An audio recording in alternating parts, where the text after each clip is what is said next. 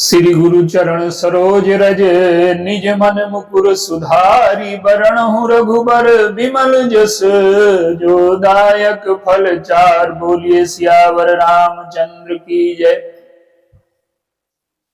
आइए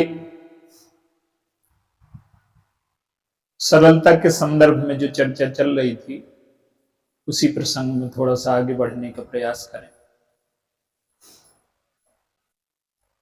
सरलता क्या है? हृदय में जो है उसी प्रकार से कह देना उस बात को, ये सरलता है। और हृदय में जो है वो न कह करके बुद्धि के द्वारा क्या कहना ठीक रहेगा, क्या कहा जाए, जब ये सामने वाले की भावना का ध्यान रख करके हम क्या कहा जाए तो ये कुटिलता में नहीं आता। सामने वाले की भावना का आदर है ये, लेकिन जब हृदय में कुछ हो और अपने स्वार्थ सिद्धि के लिए हम उसे किसी दूसरे ढंग से कहें, ये कुटिलता में आता। जैसे एक उदाहरण देखिए, रावण पूरी दुनिया का स्वामी है, एक छत्र सम्राट है। मारीच के यहां आया, मारीच को प्रणाम किया।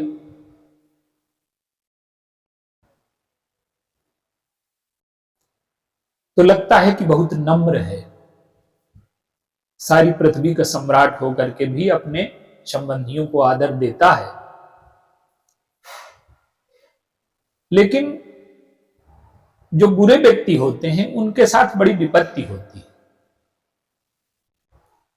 अगर रावण को कोई प्रणाम करे तो वो समझता है कि मैं सारी पृथ्वी का राजा हूं, एक छत्र सम्राट हूं, और ये लोग प्रणाम कर रहे हैं तो इनका प्रणाम करना कर्तव्य है।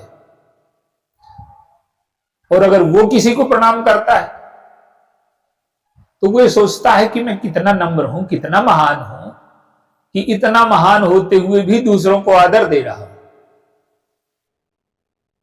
ये जो प्रवृत्ति है ये दुष्टता की प्रवृत्ति है। आदर जब आप किसी को दें तब उसे आप बड़ा माने, और बड़ा मान करके ही आदर देते हैं। भगवान परशुराम को जब लक्ष्मण जी कुछ थोड़ा व्यंग में बोलने लगते हैं तो भगवान राम ने संकेत किया क्या, कि ये संसार के वंदनीय महापुरुष हैं और इनके चरणों में अभी हम दोनों ने प्रणाम किया था, तो इनके सम्मान और आदर की रक्षा करना हमारा कर्तव्य है। चूंकि हम इनके चरणों में प्रणाम कर चुके हैं, अब ये हमारा दायित्व बनता है, ये हमारी जिम्मेदारी है। मारीच जब समझाने लगा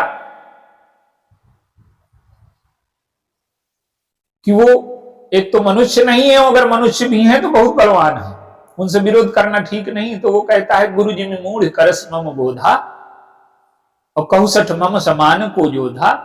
मैंने तुझे प्रणाम क्या किया, तू गुरु बन बैठा, मुझे समझाने लगा।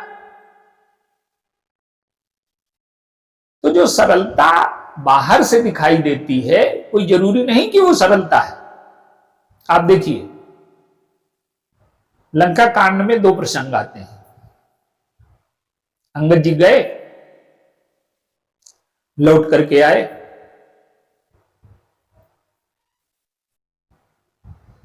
तो वो कहते हैं कि रावण के जो 4 मुकुट हैं तुमने कैसे चलाए? तो अंगद जी कहते हैं कि धर्महीन प्रभुपद विवश काल विमुख 10 शीश, और ते परिहर गुण आए सुनहु कौशलाधीश। साम दाम अरुदंड विभेदा नपुर बसहि नीति कहां बेदा। ये साम दाम दंड भेद की ये चारों नीतियां हैं, मुकुट के रूप में आपके पास आ गई हैं, क्योंकि रावण ने चारों नीतियों का दुरुपयोग किया है।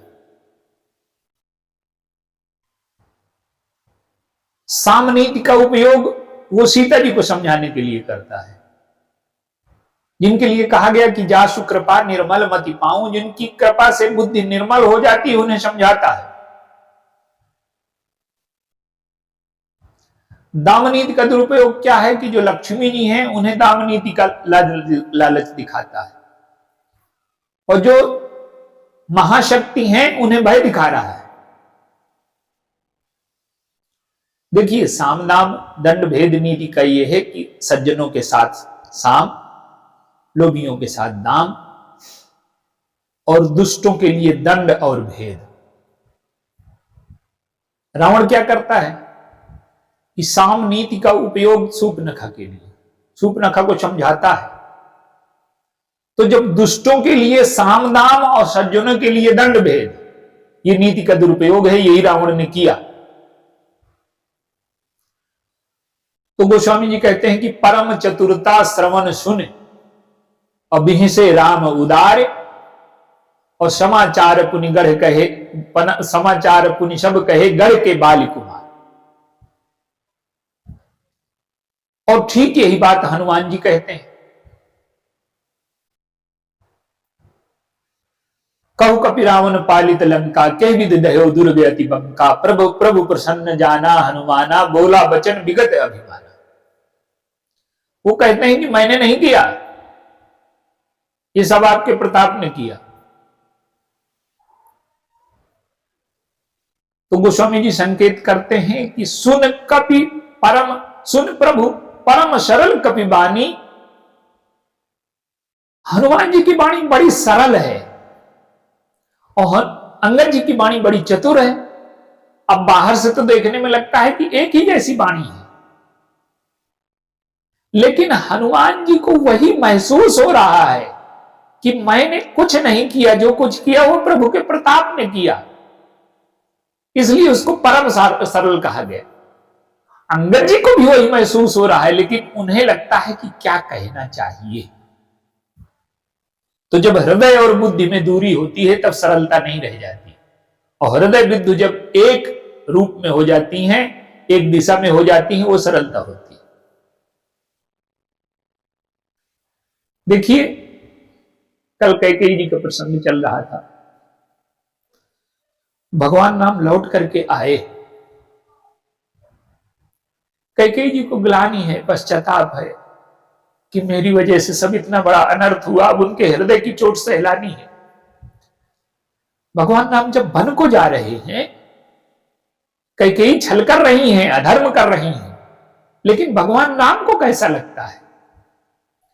उनको लगता है कि जो मां बालक को मिठाई खिलाती है, कभी कभी वो कठोरता करती है।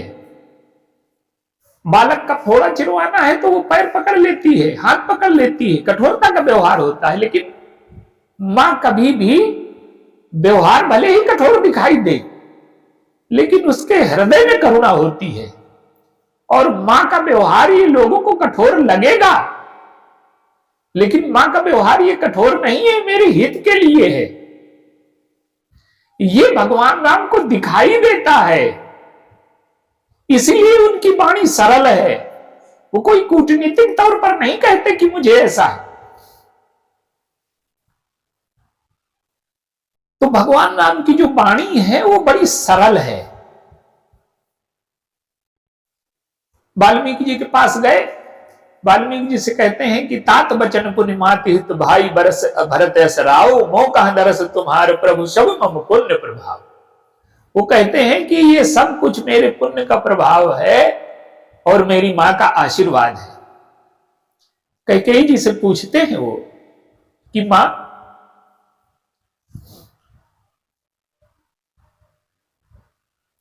तुम मुझे भरत से ज्यादा चाहती हो और मुझे मेरी याद तुम्हें आती रही होगी निरंतर, ये तो मैं जानता हूं, लेकिन एक बात बताओ कि मेरी याद सबसे ज्यादा कब आई? तो कैकेयी जी कहती हैं कि सबसे ज्यादा याद मुझे उस दिन आई जब भरत ने मुझको फटकारा। जब तय कुमति कुमति जिय ठयऊ, खंड खंड होई हृदय न गयऊ, बर मांगत मन भई नहीं पीरा, गरि न जी मुँह पर्यो न की। वो कहती हैं कि मुझको लगा कि जिस पुत्र के लिए मैंने राज्य का इतना बड़ा प्रबंध किया, कलंक लिया, पति की मृत्यु का कारण बनी, तुम्हारे वन भेजने का कारण बनी, वो पुत्र इतनी व्यवस्था के बाद इतने कठोर वचन कह रहा है। और एक पुत्र वो था जिसे मैंने वनवास दिया और वो बार बार चरणों में प्रणाम करके गया। उस दिन से मुझे लगा कि मेरा सच्चा पुत्र तो यही है, और भगवान राम यही चाहते हैं। यही भगवान राम का व्यवहार है सरलता का, कि अपने सरल व्यवहार के द्वारा कैकेयी के हृदय को बदल दिया उन्होंने। भगवान राम की जो नीति है, उनका जो जीवन दर्शन है, वो बल के द्वारा किसी पर अधिकार पाना नहीं है, किसी की बुद्धि को भ्रमित करके उस पर अधिकार पाना नहीं है। वो व्यक्ति के हृदय को अपनी तपस्या, अपनी उदारता, अपनी सील से उस व्यक्ति के हृदय को बदलना जानते हैं, और हृदय को बदल करके अच्छी दिशा में ले जाना, यही जीवन की सबसे मूल्यवान संपत्ति है। और यही भगवान राम की राजनीति भी है, यही उनका जीवन दर्शन है। तो भगवान के जितने भक्त हैं, उन सब में प्रभु जैसी सरलता है। आप देखिए, भगवान राम में सरलता की पराकाष्ठा तो इतनी है, जनकपुर गए, सीता जी का दर्शन हो रहा पुष्पवाटिका में, और उनको लगा कि मेरे मन में सीता जी के प्रति आकर्षण है। तब उन्होंने लक्ष्मण जी की ओर देखा, और गोस्वामी जी कहते हैं कि बोले सुचिमन अनुज सन, इस वातावरण में मेरे हृदय में क्षोभ आ गया है, पर लक्ष्मण के मन में क्षोभ नहीं, इसका मन पवित्र है, तो मैं इससे पूछूं कि ये ठीक है कि नहीं ठीक है। वो कहते हैं कि मेरे मन में, हमारे वंश में ऐसा नहीं हुआ, लेकिन मेरे मन में आकर्षण पैदा हो रहा है। लक्ष्मण जी ने कुछ नहीं कहा, क्योंकि वो न्यायाधीश नहीं है, वो अपने को न्यायाधीश मानते ही नहीं है। भगवान राम ने उनके न्यायालय में खड़ा कर दिया अपने।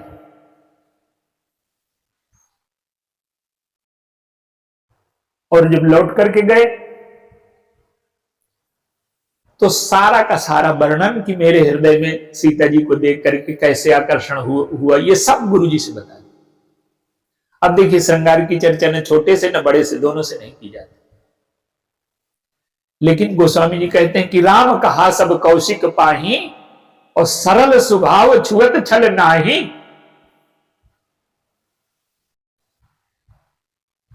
सुमन पाए मुनि पूजा कीन्ही, पुण्य आशीष दो भाई न दीन्ही, सुभल मनोरथ होई तुम्हारे, राम लखन सुन भय सुख। देखिए, भक्ति की प्राप्ति बिना सरलता के हो ही नहीं सकती, और भगवान राम की ये जो सरलता है, ये सारे भक्तों में पाई जाती है। तो हमारे जीवन में यदि सरलता ना होगी तो हम भक्ति की ओर नहीं बढ़ सकते। अगर भक्ति की ओर नहीं बढ़ सकते तो हमारे जीवन के दोष, हमारे जीवन के पाप, हमारे जीवन के दुख कभी नष्ट नहीं होते। आप उदाहरण देखिए, सुग्रीव ने मित्र धर्म नहीं निभाया, भगवान राम ने उन्हें राजा बना दिया, बाली को मार दिया। गोस्वामी जी तो स्मरण करते हैं कि हत्यो बाली सही गारी, बाली को मार दिया, लोक निंदा कहीं न कहीं हुई। गोपियां जब प्रश्न करती हैं तो ये प्रश्न उठाती हैं कि तुमने बाली को पिछले अवतार में छिप करके क्यों मारा। भगवान राम की सरलता और संवेदना की क्या सीमा है। आप देखिए, सीता जी का हरण हुआ, सुग्रीव के पास गए, सुग्रीव बता रहे हैं कि इस प्रकार से हमको देखा और हम ही देखी दीन पटडारी पटोर लाए सोचती कीन्हा। बहुत दुखी है भगवान राम। और जब व्यक्ति दुखी होता है तब चाहता है कि हमारे दुख का निवारण हो जाए।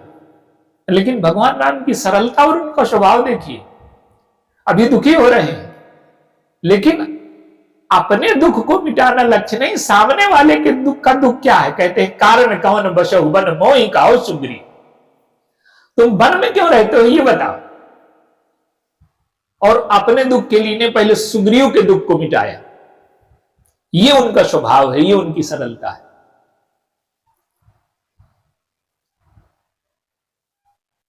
सुग्रीव भगवान के भक्त हैं, उनमें लाख कमियां हैं। मित्र धर्म नहीं निभाया। लक्ष्मण जी को क्रोधित होकर के गए। सुग्रीव जब लौट करके आए,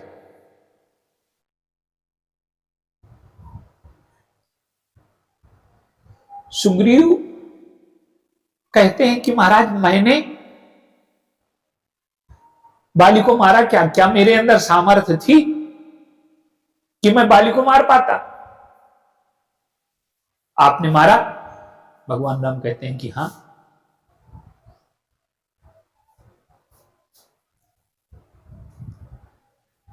क्या मेरे अंदर सामर्थ्य थी कि आपको पहचान पाता, मैं आपको ढूंढ पाता, आप कृपा करके मेरे पास आए? मेरे अंदर कोई साधना थी क्या? मैंने कोई साधना की आपको पाने? भगवान राम कहते हैं कि नहीं। तो वो कहते हैं कि जब आप कृपा करके मेरे यहां आए और कृपा करके मेरे दुखों का निवारण किया, बाली को मारा, तो क्या दोषों को जीतने का भार मेरे ऊपर है? आपने कृपा न की होगी, इसीलिए दोषों को मैं नहीं जीत पाया। नारी ने नसर जाई न लागा, घोर क्रोध निसितम जो जागा, लोभ पास जेहि गर न बंधाया, सो नर तुम समान रघुराया। भगवान राम क्या है कि सुग्रीव की इस सरलता पर रीझ गए। एक उदाहरण और देखिए, क्या होती है सरलता। भगवान राम गंगा जी के किनारे आकर के खड़े हो गए, केवट से नाव मांग रहे हैं। मांगी नाव न केवट आना, वो नहीं कह रहा है कि मैं न लाऊंगा, और कहा है तुम्हारा मर्म मैं जाना, मैं तुम्हारा रहस्य जानता हूं।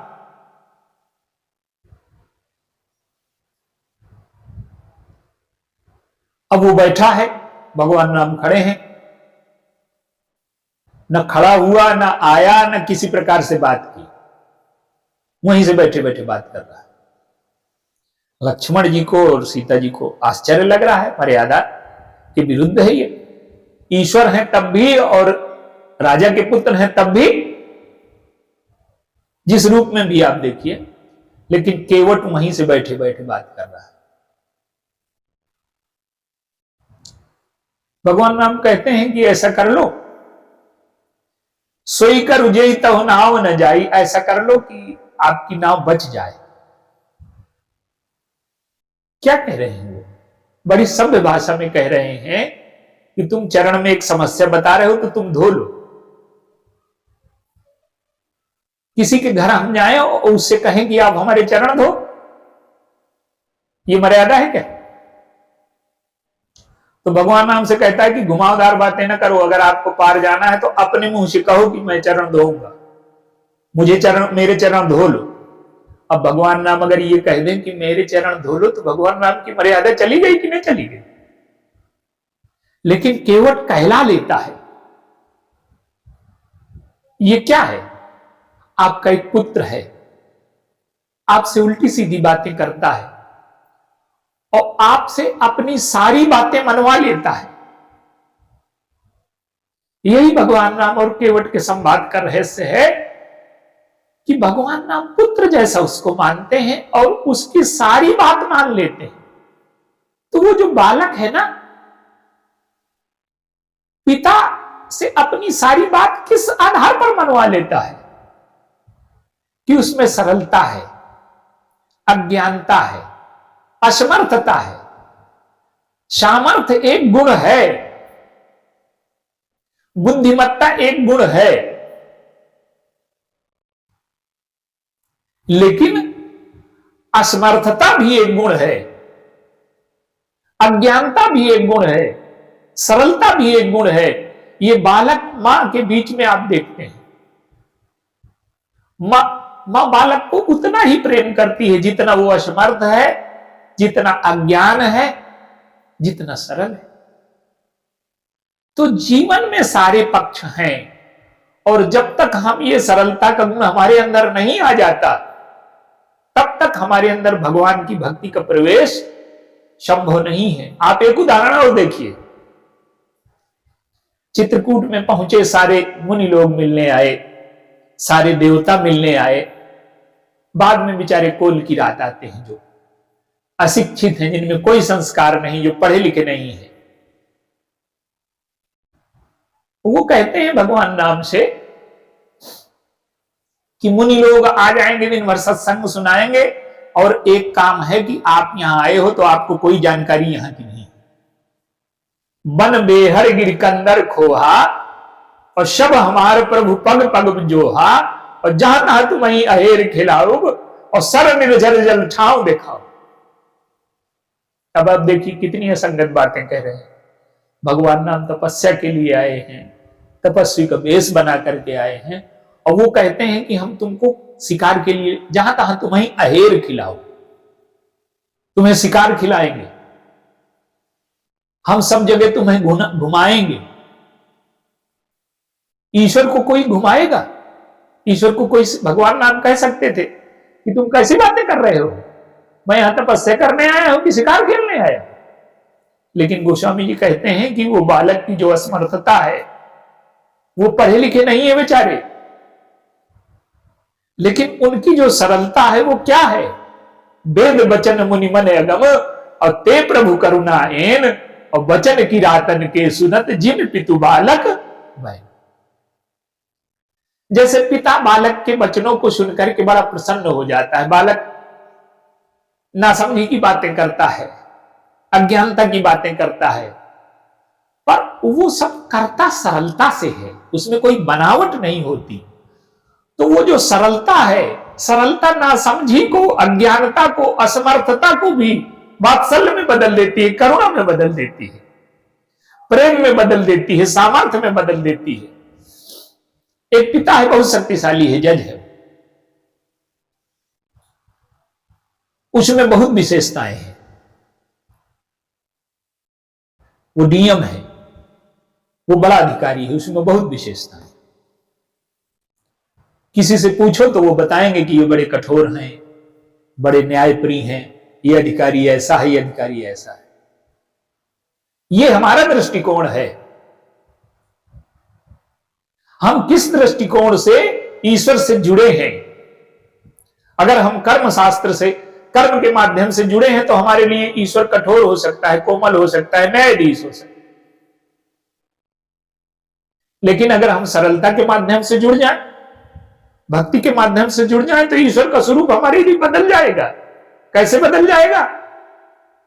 कि किसी पुत्र से पूछा जाए कि तुम्हारे पिता में क्या सामर्थ्य है, क्या महिमा है, क्या बड़प्पन है, वो कुछ नहीं जानता। वो सिर्फ एक बात जानता है, क्या? कि जब शाम को पिताजी आते हैं और मैं कहता हूं तो वो घोड़ा बन जाते हैं, मैं उनके सिर में बैठ जाता हूं। ये सरलता का, असमर्थता का, अज्ञानता का सत्य है। और अगर ये हमारे जीवन में हो, आ जाए, तो हमारे जीवन के सारे दोष, हमारे सारे जीवन के सारे दुख भगवान कृपा करके मिटा देंगे। तो ये जो सरलता है प्रत्येक व्यक्ति के लिए आवश्यक है, क्योंकि आज व्यक्ति ने इतने रूप बना लिए हैं, इतना कपट, इतनी कुटिलता उसके जीवन में आ गई है कि सुख और आनंद से बहुत दूर चला गया है। अपनी कपट की जो कैद है, जो कुटिलता की कैद है, उसमें अकेले हो गया है। इतनी महत्वाकांक्षा है कि उस महत्वाकांक्षा की जेल में वो कैद हो गया है, और उसका हृदय लोगों से मिल नहीं पाता कपट कुटिलता की वजह से। इसी वजह से समाज में प्रेम की कमी है, समाज में दुख का प्रसार हो रहा है, और समाज में आनंद का प्रसार नहीं हो रहा, तो अगर हमारे जीवन में भगवान की ये सरलता आ जाए, सज्जनता आ जाए, तो हमारा जीवन श्रेष्ठ हो सकता है, धन्य हो सकता है। बोलिए सियावर रामचंद्र।